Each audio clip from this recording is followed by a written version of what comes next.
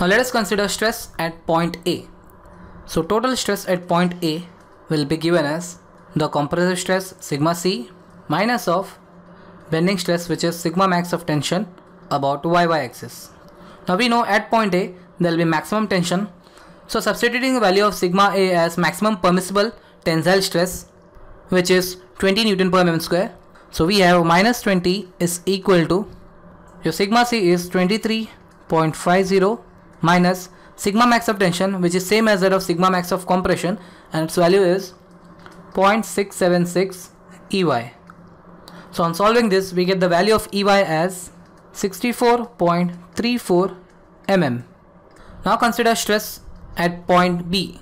So total stress at point B will be given as, first, the compressive stress sigma c plus the maximum compressive stress due to bending about y axis. Now we know since point B is subjected to maximum compression, substituting the value of sigma b as maximum permissible compressive stress, which is 75 Newton per mm square, we have 75 is equal to sigma c is 23.50 plus 0.676 EY. Now from this we get the value of EY as 76.18 mm. So from these two values of EY, we consider value of EY as this, that is minimum of both the two, so that the whole of the cross section is safe in both maximum permissible compressive stress as well as maximum permissible tensile stress.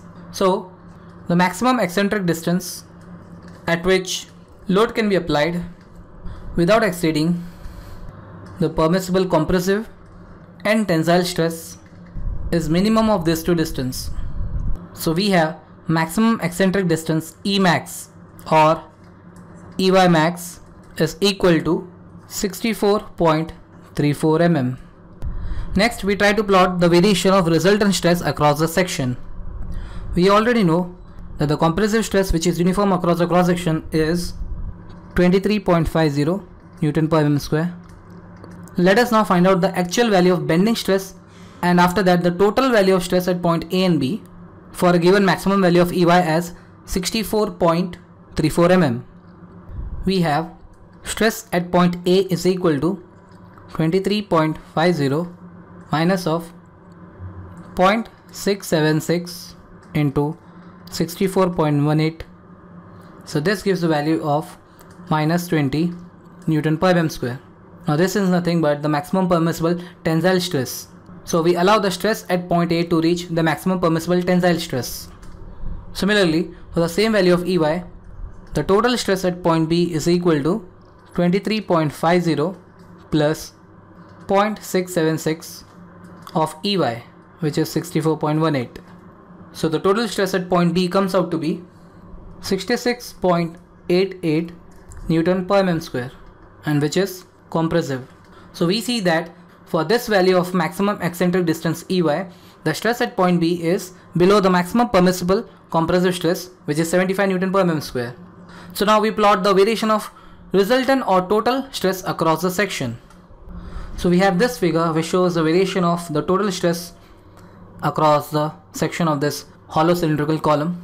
Now since the direct stress is uniform across the section and a bending stress which varies along this x-axis axis, so we could represent the variation of stresses by this horizontal line, which represents the horizontal diameter of this hollow cylindrical column. Now at point B we have maximum compressive stress whose value is 66.88 Newton per mm square, and at point A we have maximum tensile stress whose value is 20 Newton per mm square.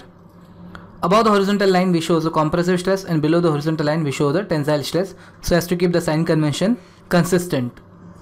Now we'll see that this variation of stress is by the algebraic addition of the two stresses, which is the direct stress as well as bending stress, and this could be represented as this. Now we see across the whole cross section we have uniform direct stress sigma c, so we represent uniform sigma c across the whole the section. Now we see that the bending stress is the maximum compressive stress at point B and maximum tensile stress at point A, whose magnitude comes out to be this term 0.676 of EY, maximum eccentricity, whose value comes out to be 43.50.